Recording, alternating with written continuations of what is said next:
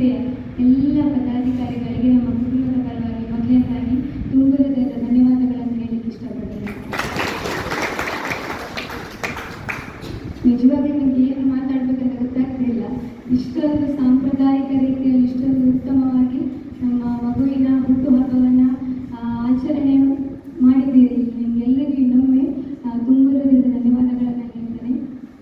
ಮಕ್ಕಳಿಗೆಲ್ಲರಿಗೂ ದೇವರು ಒಳ್ಳೆಯ ಆರೋಗ್ಯ ಆಯುಷ್ಯ ಕೊಟ್ಟು ಚೆನ್ನಾಗಿ ಕಾಪಾಡಿ